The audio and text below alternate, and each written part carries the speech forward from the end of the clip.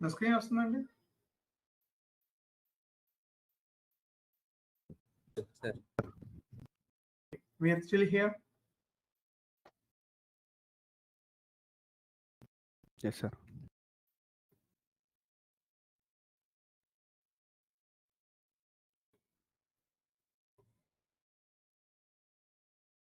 Okay. Now, you see that. నిన్న two things అర్థం చేసుకున్నాం. What is sales area?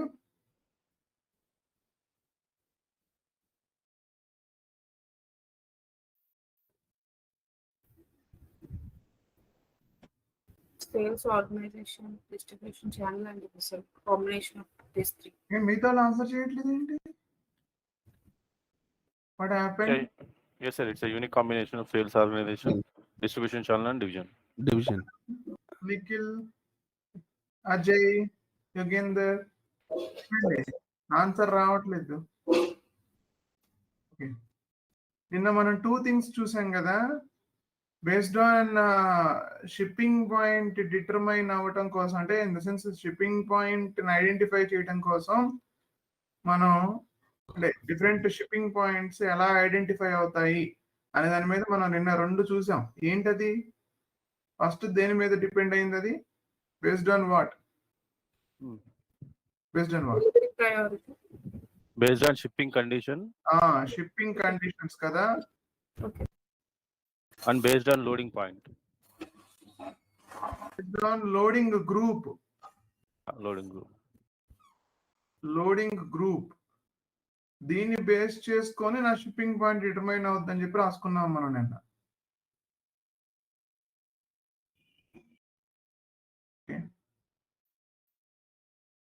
Now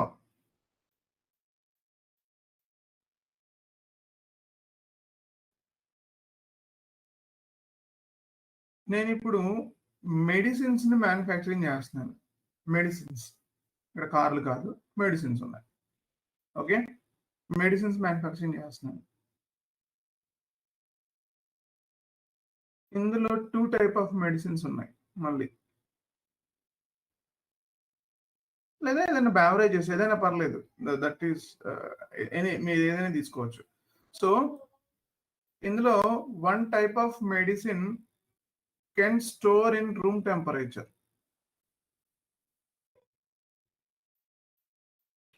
one medicine you need a freezer room. Freezer room ఉండాలి ఖచ్చితంగా. అంటే might be antibiotics లాంటివి, you should keep it in the freezer, correct? Yes, sir. Normal medicines ని like మీ paracetamol లేకపోతే ఇంకేదైనా ఉంటే దాన్ని you can store it in the room temperature, no problem for them.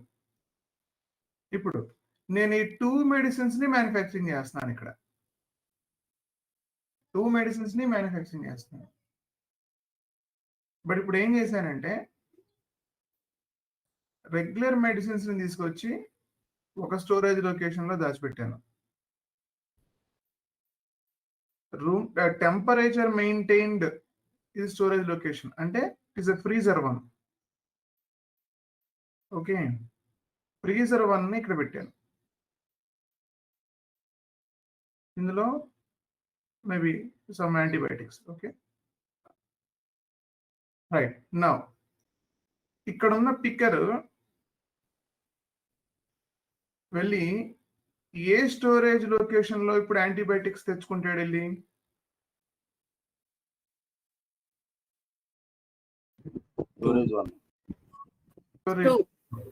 Storage 2 లో కదా. Yes, sir. అంటే based on the storage condition, based on the storage conditions బట్టి నా పికింగ్ లొకేషన్స్ మారిపోయాయి కదా. అంటే నా స్టోరేజ్ లొకేషన్స్ మారిపోయాయి. Yes. కరెక్టేనా sir? Yes, sir. Based on my storage conditions బట్టి నా స్టోరేజ్ లొకేషన్ మారిపోయింది. బేస్డ్ ఆన్ స్టోరేజ్ కండిషన్స్ నా షిప్పింగ్ పాయింట్ కూడా మారిపోద్దా చూద్దాం. ఇక్కడేమో నార్మల్ ట్రక్ వస్తుంది, ఇది మొత్తం ఈ షిప్పింగ్ పాయింట్ అంతాను ఫ్రీజర్ తో ఉంటుంది, అంతే మొత్తం టెంపరేచర్ మెయింటైన్ చేసి ఉంటుంది. సో ఇక్కడ కూడా ట్రక్ ఒకటి వస్తుంది, ఆ ట్రక్ లో కూడా ఫ్రీజర్ ట్రక్ అది నేను అదే అది పూర్తిగా చేసి నీట్ గా మొత్తం మొత్తం ఫ్రీజర్ ఉంటుంది లోపల, ఫ్రీజర్ మెయింటైన్ ట్రక్ అది. సో అలాంటి ట్రక్ ఇక్కడికి వచ్చింది. సో ఇప్పుడు రెగ్యులర్ మెడిసిన్స్ ని నేను ట్రాన్స్పోర్ట్ చేయాలి అనుకుంటే which shipping point I have to use?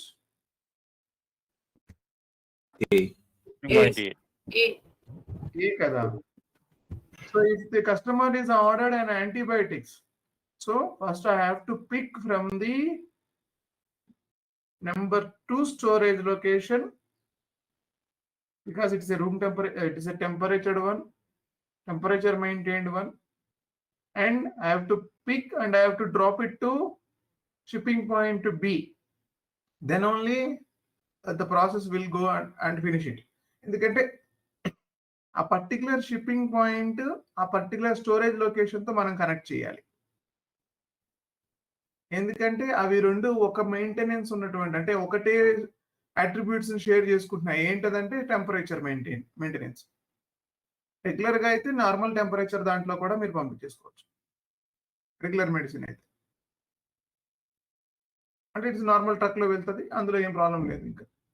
But it is closed truck అనుకుందాం.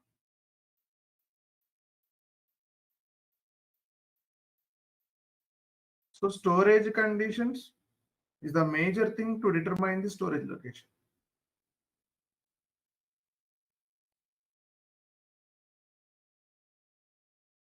Any questions? Seven questions ఉన్నాయి ఇక్కడ వరకు? No, sir. No, sir. Okay. Let me move on then.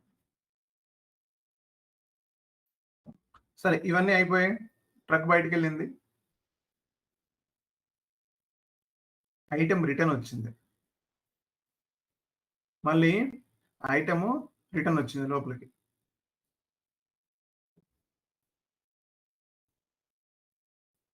ఈ రిటర్న్ వచ్చిన ఐటము జాగ్రత్తగా చూడాలి. ఈ రిటర్న్ వచ్చిన ఐటము డైరెక్ట్ గా ఇది ఎలాగో ఫినిష్డ్ కూడా కదా నేను పంపించింది, కరెక్ట్? ఫినిష్డ్ కూడానే బయటికి పంపించాను. Yes, sir. మీరు అదే పెట్టుకోండి ఒకసారి. ఫినిష్డ్ కూడా బయటికి వెళ్ళినప్పుడు అది రిటర్న్ వచ్చిందని చెప్పేసి మళ్ళీ తీసుకొచ్చి దాన్ని ఫినిష్డ్ గూడ్స్ ఐటమ్స్ లో కలిపేస్తానా? No. No. వై? ఆ డ్యామేజ్డ్ పీస్ అవ్వచ్చు సార్. Yes, transportation ఏమైనా డ్యామేజ్ అవ్వచ్చు. రైట్. సో ఇక్కడ ఏంటి, రిటర్న్ వచ్చిన తర్వాత they will go for a quality checkup. Quality checkup చేసి 2 ways. If item is damaged, can be repaired. Okay, repair చేస్తారు. Item is damaged అంటే ఫుల్ గా డ్యామేజ్ అయిపోయింది, no point. So dump. Okay, ఇక్కడ రిపేర్ చేసాం, repair చేసిన item మళ్ళీ కొత్తగా తయారైపోయింది. సో అగైన్ తీసుకుపోయి ఫినిష్డ్ గుడ్లు కలపాలా? Semi finishing. అంటే maybe second goods like I mean maybe Damage. అప్పుడు రిటర్న్ రీఫర్బిష్డ్ గూడ్స్ అంటారు వాటిని. Refurbished goods. ఒకప్పుడు ఇండియాలో లేదు ఇది. అమెజాన్ వాడు ఇష్టం వచ్చినట్టు బిహేవ్ చేసేసాడు ఒకనొక స్టేజ్ లో. దానికి మళ్ళీ రూల్ తీసుకొచ్చింది. ఇక్కడ మీరు బయటికి వెళ్తే ఏదైనా వేరే, అంటే ఇండియా కాకుండా there is a huge market for that refurbished products పైన. మన ఇండియాలో మీరు అమెజాన్ లో వెతకండి, హార్డ్లీ మీరు అసలు ఏం కనపడవు మీకు దాంట్లో. కానీ అదే అమెజాన్ ని మీరు యూఎస్ అమెజాన్ లో వెతకండి, 90% గూడ్స్ రిఫర్బిష్డ్ గూడ్స్ కనబడతాయి మీకు అందులో. అంటే in the sense refurbished goods కనపడతాయి అంటే in the sense most of the goods కూడా మీకు పక్క పక్కన కంపారిజన్ కూడా కనపడతాయి, అంత ఘనంగా ఉంటాయి అక్కడ. రిటర్న్ చేసేస్తారు కదా సార్ వాళ్ళు మార్కెట్ లో. యాక్చువల్లీ వాడి రిటర్న్ చేయటం ఎక్కువ అనుకుంటా. చెప్తున్నాను, రిఫర్బిష్డ్ ఎక్కువ ఉంటుంది. మన దగ్గర ఆ కాన్సెప్ట్ లేదు, ఎందుకంటే మన రూల్స్ కొంచెం రిలాక్స్డ్ వేలో ఉంటాయి. ఇప్పుడు అంటే మీరు అబ్జర్వ్ చేస్తే లాస్ట్ ఒక 10 years నుంచి అమెజాన్ లో పాలసీ ఇలా మారుతూ వస్తున్నాయి కస్టమర్ దగ్గర నుంచి. ఎలా ఉండేదంటే క్లారిటీ, అంటే ఇప్పుడు ఒకసారి ఫోన్ మీరు రిసీవ్ చేసుకున్నాక ఇంకోటి రిటర్న్ తీసుకోడు. ఫోన్ లాంటి ఐటమ్స్ అయితే ఒక్కసారి ఐటమ్ ఇన్ అయిందంటే, అంటే డెలివరీ అయిందని చెప్పి పడితే ఇంకా మీకు రిటర్న్ ఉండదు దానికి. You should go for a repair. You have to go for repair with service centre, no returns. ఒకప్పుడు రిటర్న్ ఉండేది, అది ఒకప్పుడు రిటర్న్ ఉండేది. ఎందుకంటే మన దగ్గర అలాంటి పాలసీ లేవు ఇండియాలో.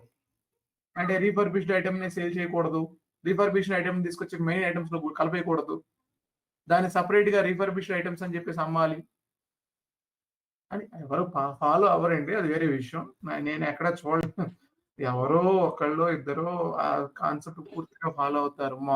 మోస్ట్ ఆఫ్ ద కేసెస్ దాన్ని తీసుకుపోయి దీంట్లో కలిపేస్తారు. రిటర్న్ ఏదో కొన్ని ఐటమ్స్ చూపిస్తారు, దానికి ఏదేదో మార్చేస్తారు, ఏదో గందరగోళం చేస్తారు దాన్ని. ఫోన్స్ మాత్రమే అవైలబుల్ ఉన్నాయి సార్. ఏంటండి రీఫర్బిష్డ్ గూడ్స్ ఓన్లీ ఫోన్స్ మాత్రమే కొన్ని అవైలబుల్ ఉన్నాయి. పూరా మొబైల్ ఫోన్స్ అవే ఉంటాయి, ఇంకేం ఉండవు. ఇంకా అదే చెప్తున్నా, క్యాష్ యాప్ కూడా ఉంది. మిగతా ఇంకేం కనపడవు మీకు అవును sir. Problem. So that is what anyhow, so that is not our problem ఇప్పుడు. సో ఎక్కడ కలుపుతాం. సో దానికి సపరేట్ గా ఒక స్టోరేజ్ లొకేషన్ మెయింటైన్ చేస్తారు. ఇన్ జనరల్ గా రిటర్న్స్ వచ్చిన వాటికి రిటర్న్ గూడ్స్ స్టోరేజ్ లొకేషన్ లో పెడతాం. ఇది కూడా storage location. So finished goods, semi finished goods, temperature maintain, returns, ఇలా డిఫరెంట్ గా బోర్డ్ అన్ని స్టోరేజ్ లొకేషన్స్ క్రియేట్ చేసుకోవచ్చు మనం. Okay, now just going ahead. ఇక్కడ ఒక నిమిషం, let me go to the sheet. Okay, ఇప్పుడు మళ్ళీ సైకిల్ ఒకసారి అర్థం చేసుకోవడానికి ట్రై చేయండి మళ్ళీ ఈసారి.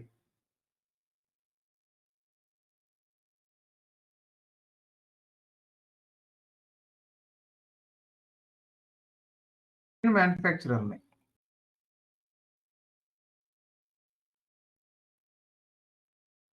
నేను రా మెటీరియల్ ని ప్రొక్యూర్ చేశా.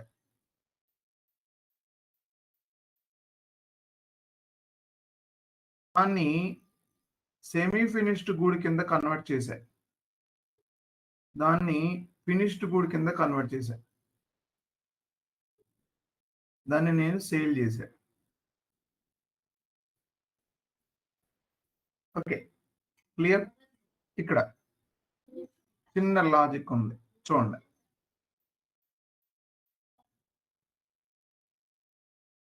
నేను వీడి పైకి వెళ్తున్నా.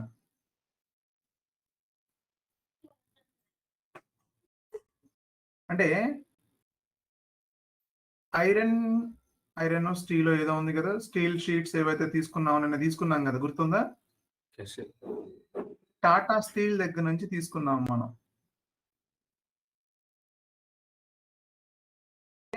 టాటా స్టీల్ దగ్గర నుంచి తీసుకున్నాను నేను. వీడు మ్యానుఫ్యాక్చరర్, వీడు రా మెటీరియల్ తెచ్చుకున్నాడు, వీడు దాన్ని సెమీ ఫినిష్డ్ ప్రొడక్ట్ కింద తయారు చేశాడు, వీడు దాన్ని ఫినిష్ ప్రొడక్ట్ కింద తయారు చేశాడు. కానీ మన దగ్గరకు వచ్చేసరికి అది ఏమైంది?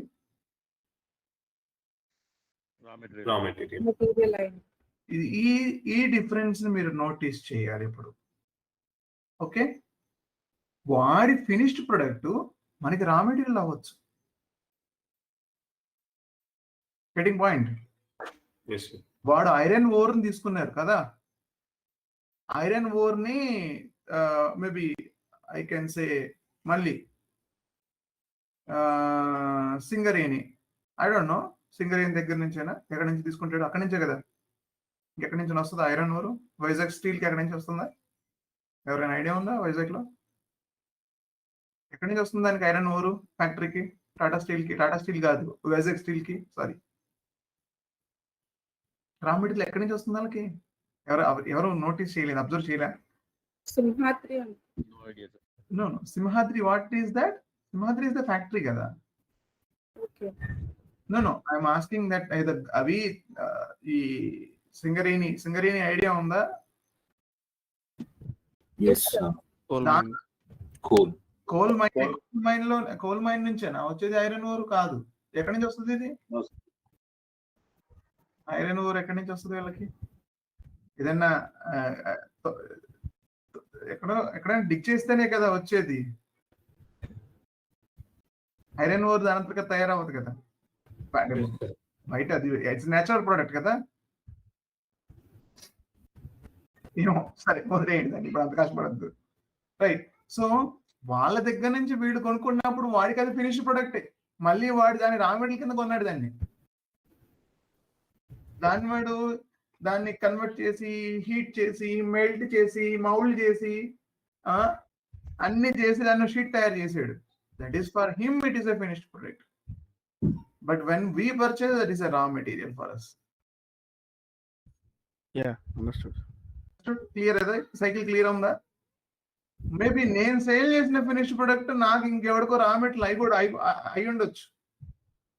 ఐదర్ మేబీ నేను నా సెమీ ఫినిష్ ప్రొడక్ట్ కూడా నేను అమ్ముండొచ్చు, సెమీ ఫినిష్ ప్రొడక్ట్ కూడా నేను సేల్ చేయొచ్చు. ఓకే. సో ఇక్కడ నా ప్రాబ్లం ఏంటంటే మనం ఉన్నాం లాస్ట్ లో సేల్ సేల్ సేల్ అన్ని చోట్ల మనమే ఉన్నాం లాస్ట్ లో. సో ఏం సేల్ చేస్తున్నామో చూడాలి. ఇది ఫినిష్డ్ ప్రొడక్టా, సెమీ ఫినిష్డ్ ప్రొడక్టా, రా మెటీరియల్ సేల్ చేస్తున్నావా, లేకపోతే దీన్ని ఏమంటారు,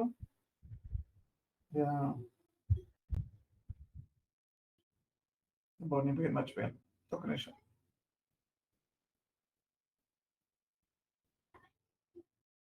స్క్రాప్ సేల్ చేస్తున్నావా, ఏం సేల్ చేస్తున్నావు? స్క్రాప్ సేల్ చేస్తున్నావా, ఫినిష్ ప్రొడక్ట్ సేల్ చేస్తున్నావా, ఏదైనా sale. End of the day scrap sale చేసినా మనమే, ఫినిష్ ప్రొడక్ట్ సేల్ చేసినా మనమే, సెమీ ఫినిష్ ప్రొడక్ట్ సేల్ చేసినా మనమే, రా మెటీరియల్ అంటే వీడి వైపు నుంచి మీరు ఇక్కడ ఉన్నారనుకోవాలి, అప్పుడు రా మెటీరియల్ సేల్ చేసినా మనమే. ఇక్కడ వాడికి ఫినిష్ ప్రొడక్ట్ సేల్ చేస్తాం అనుకున్నది వేరే విషయం. ఇక్కడ మీరు అబ్జర్వ్ చేయాల్సింది ఇంకొకటి ఉంది.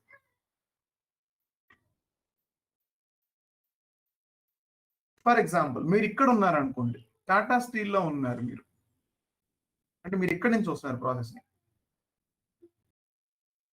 టాటా స్టీల్ కి కస్టమర్ ఎవరు ఇప్పుడు? Car manufacturer. Manufacturing.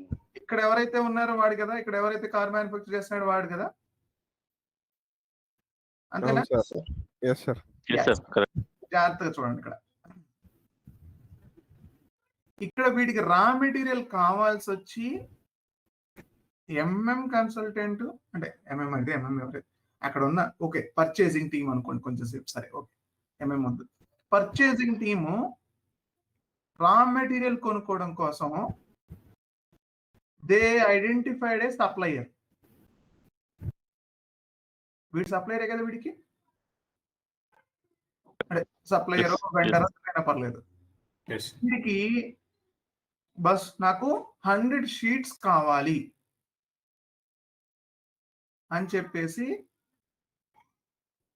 Maybe price maybe I don't know, sheet per sheet maybe per sheet 1 lakh. Okay, per sheet is 1 lakh. 100 sheets కావాలని చెప్పి పంపించాను అనుకుందాం, ఎగ్జాంపుల్. ఓకే, దీన్ని వీడు ఒక డాక్యుమెంటెడ్ రూపంలో వాడికి పంపిస్తాడు, that is PO. Purchase order వీడికి పంపించాడు. మీరు ఇక్కడ ఉన్నారు మర్చిపోవద్దు. పర్చేజ్ ఆర్డర్ మీరు ఏం చేశారు? ఇప్పుడు ఆ పర్చేజ్ ఆర్డర్ని రిసీవ్ చేసుకున్నారు. రిసీవ్ చేసుకొని దానికి అగైనెస్ట్ గా మీరు సేల్ ఆర్డర్ రెడీ చేస్తున్నారు, సేల్స్ ఆర్డర్. దానికి అగైనెస్ట్ గా డెలివరీ, దానికి అగైనెస్ట్ గా బిల్డింగ్. అంతే కదా? అదే కదా మీరు ఇక్కడ చేశారు, డెలివరీ చేశాడు మనకి ట్రక్కుల ద్వారా. ఇందాక గుర్తుందా ఎగ్జాంపుల్లో? మీరు ఇక్కడ ఉన్నారు అనుకున్నాం, అప్పుడు మీరు ఇప్పుడు ఇక్కడ ఉండాలి. నిన్నటి వరకు మీరు ఇక్కడ ఉన్నారు, ఇప్పుడు ఇక్కడికి వచ్చాను అనమాట. సో వీడు మీకు కస్టమర్ అయ్యాడు, వీడి దగ్గర నుంచి కన్ఫర్మేషన్ తీసుకున్నారు, అంటే పిఓ తీసుకున్నారు. ఆ పిఓకి అగైనెస్ట్ గా సేల్స్ ఆర్డర్ రెడీ చేశారు, దాని డెలివరీ పంపించారు, దానికి బిల్ పేమెంట్ ఇవ్వమని చెప్పి అడిగారు. వెరీ క్లియర్ ఈ సైకిల్ కూడా. ఏమైనా డౌట్ ఉందా ఇక్కడ? No sir. మిగతా వాళ్ళకి Ajay, No. Clear. Yugender, Sandeep, no doubt sir. మళ్ళీ No doubt, sir. మళ్ళీ మీరు ఇక్కడికి వచ్చారు. యువరే కస్టమర్, మేబీ మన కస్టమర్ ఉన్నాడు. ఈ కస్టమర్ వీడు దగ్గర కార్ కొందాం అనుకుంటున్నాడు. మేబీ ఇదే కంపెనీ అనుకోండి, ఏదో కంపెనీ పర్పస్ అని. సో వీడు ఒక పిఓ పంపించాడు వీడికి. వీడికి సేల్స్ ఆర్డర్ రైజ్ చేయాలి, వీడికి డెలివరీ పంపించాలి, వీడికి బిల్లింగ్ ఇవ్వాలి, బిల్లింగ్ చేస్తారు. క్లియర్? ఇది కంటిన్యూషన్ సైకిల్స్, ఇవి ఇంకంతే. ఇవి రన్ అవుతూనే ఉంటాయి. కస్టమర్ వస్తాడు, పిఓ ఇస్తాడు, సేల్స్ ఆర్డర్ చేయాలి, డెలివరీ చేయాలి, బిల్లింగ్ పంపించాలి. ఇక్కడ కూడా అది జరిగింది, ఇక్కడ కూడా అది జరుగుతుంది. ఎక్కడైనా జరగాల్సింది ఇది, ఏ కంపెనీలో ఉండాల్సింది ఇది. సో మన పైన ఏం జరుగుతుంది, మన కింద ఏం జరుగుతుందో మనకు అర్థం అవుతుంది ఇప్పుడు మన కంపెనీ నుంచి. సో ఎందుకు ఇలా చెప్తున్నానంటే, మనం వెండర్ దగ్గర నుంచి కొంత తీసుకుంటాం, అంటే సప్లయర్ దగ్గర నుంచి కొంత తీసుకుంటాం, మన కస్టమర్కి సప్లై చేస్తాం మనం మధ్యలో ఉండి. సో తీసుకుంటామో ఇస్తున్నాం, గ్యాప్ లో మనం మ్యానుఫ్యాక్చరింగ్ చేస్తున్నాం, లేదా ట్రేడింగ్ కూడా చేయొచ్చు. రెండిట్లో ఏదైనా అయి ఉండొచ్చు.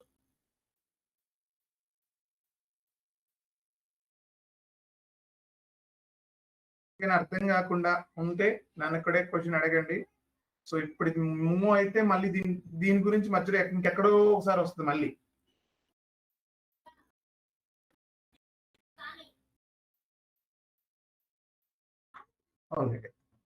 సో ఎవ్రీవన్ సార్, ఈ మధ్యలో ఎక్కడన్నా ఒకసారి ఏదైనా క్యాన్సిల్ అయిన due to any reason, so same reverse లో వెళ్తుందా, ఇంకేమైనా చేంజెస్ అవుతుందా సార్? జస్ట్ ఇన్ కేస్ ఎక్కడైనా ఏ బాక్స్ కా బాక్స్, ఏ కంపెనీ కా కంపెనీయే కదా. 3 కంపెనీలు కదా ఇప్పుడు నేను మాట్లాడుతుంది. ఇక్కడ నేను మాట్లాడుతున్న 3 కంపెనీల గురించి మాట్లాడుతున్నాను. ఇదొకటి, ఇదొకటి, 3 డిఫరెంట్ కదా. 3 డిఫరెంట్ యూనిట్లు ఇవి. వీడొక కంపెనీ, వీడొక కంపెనీ, వీడిది కూడా ఒక కంపెనీ. Nothing but customer. కాకపోతే వీడి కస్టమర్ అయ్యాడు, వీడి కస్టమర్ అవుతాడు, అంతే. వీడి కస్టమర్ చూపిస్తున్నాడు.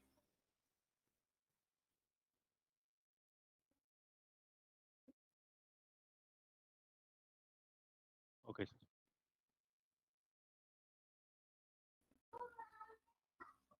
ఓకేనా?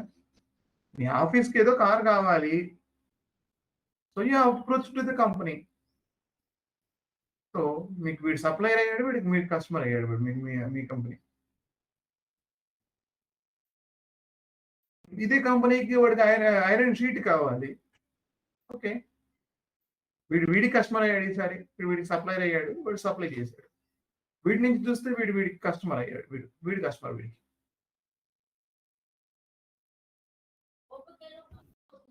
అదే ఒక ఎండ్ యూజర్ అయినా సేమ్ వస్తుందా సార్? అంటే ఎండ్ యూజర్ ఇక్కడ మీరే ఉన్నారు, మీ కారే కొనుక్కున్నారు, కాకపోతే మనం ఇక్కడ పీఓలు పంపించాం. నేనే కారు కొందాం అనుకుంటున్నాను అనుకోండి, ఏదైనా నియర్ బై షోరూమ్కి వెళ్ళాను, ఏదైనా కంపెనీకి వెళ్ళాను, మ్యానుఫ్యాక్చరింగ్ అవుతుంది, అదే ఇది కంపెనీ కదా. సో దీని దగ్గరికి వెళ్ళాను నేను. సో ఇక్కడ దీని దగ్గరికి వెళ్ళినప్పుడు నేనేం పీఓలు ఇవ్వను కదా, అంటే పీఓ ఉండదు అంతే ఆ ప్రాసెస్ లో. ఓకే. పర్చేస్ ఆర్డర్ ప్రాసెస్ లో ఇండివిజువల్, అంటే మనం ఇప్పుడు ఈ సినారియోలో కార్ కొనడానికి డైరెక్ట్ గా మనం మ్యానుఫ్యాక్చరింగ్ యూనిట్ కి వెళ్ళాం కదా సార్, డీలర్ డైరెక్టర్. మనం ఇప్పుడు ఇందులోనే ఉన్నాం మనం. You're in C company code, sales organisation, distribution channel, division, sales office. మీరు ఇక్కడికి వెళ్ళారు, ఇదే కదా, ఒకటే కదా అన్ని. అన్ని సేమే కదా. పర్చేజ్ ఆర్డర్ బదులు ఏమొస్తుంది సార్ అప్పుడు? ఎక్కడ అదే నేను వెళ్ళి కొనుక్కుంటే డైరెక్ట్ గా ఇక్కడ పర్చేస్ ఆర్డర్ అనేది not mandatory. Okay, not mandatory. మీకు అర్థం కావడం కోసం ఒక ఇన్ఫర్మేషన్ పాస్ చేయాలి కదా. సో ఇన్ఫర్మేషన్ ఏంటి, ఇక్కడ కస్టమర్ వెళ్ళి ఇన్ఫర్మేషన్ పాస్ ఎలా చేస్తాడు? జస్ట్ చెప్తాడు వెళ్ళి కూర్చొని, ఇంకా కార్ కావాలని. అంతేనా? సార్ ఇప్పుడు మనం డైరెక్ట్‌గా వెళ్తే సేల్స్ ఆర్డర్ అవుతుందేమో సార్. అలా ఏం లేదు. See, అలా మీరు డైరెక్ట్ గా వెళ్తే దాన్ని మీరు అర్థం చేసుకునే విధానం అంతే. అక్కడ మీరు చూసే వ్యూ, మీరు ఇన్ఫర్మేషన్ ఇచ్చారా లేదా, ఆ ఇన్ఫర్మేషన్ మీద ఇప్పుడు ఒక కంపెనీ ఇంకో కంపెనీతో ఎలా మాట్లాడుతుంది చెప్పండి? Through documents. అంతే, త్రూ డాక్యుమెంటే. ఆ మేనేజర్ నాకు తెలుసు కాబట్టి 2 కార్లు పంపించాయని చెప్పి పంపించాడు, అలా ఉండదు కదా. సో త్రూ డాక్యుమెంట్ అది. ఇక్కడ కూడా అంతే. Okay, as an end customer నాలాంటి కార్ కొనాలనుకుంటే okay, go for gone for enquiry, some quotations I have given, quotation తీసుకున్నాను, అగ్రి అయ్యాను, తర్వాత ఆర్డర్ ప్రపోజ్ చేశాను, ఆర్డర్ బిల్ అయింది. నేను నాకంటూ పర్చేజ్ ఆర్డర్ ఇవ్వడానికి కుదరదు. నేను ఇండిపెండెంట్ కస్టమర్, నేను ఇంకా అక్కడ ఆ రిలేషన్ అనేది ఉండదు. ఇంకా కస్టమర్ కన్ఫర్మ్ చేశాడు, సమ్ బుకింగ్ అమౌంట్ పే చేశాడు, okay he's ready, no problem. అక్కడ పిఓ ప్రాసెస్ లో బుకింగ్ మూలం పే చేయడం అట్లాంటి ఏమి ఉండవు కదా. ఇంకా డైరెక్ట్ గా బిల్లింగ్ పేమెంటే కదా.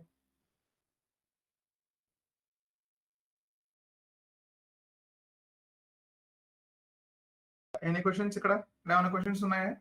No sir. Move. Okay. Yes sir. Right.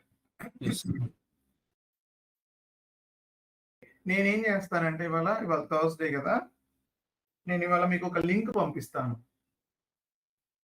Okay, okay sir. ఆ లింక్ లో అప్లికేషన్, ఈ సాఫ్ట్వేర్ ఉంటుంది. ఇది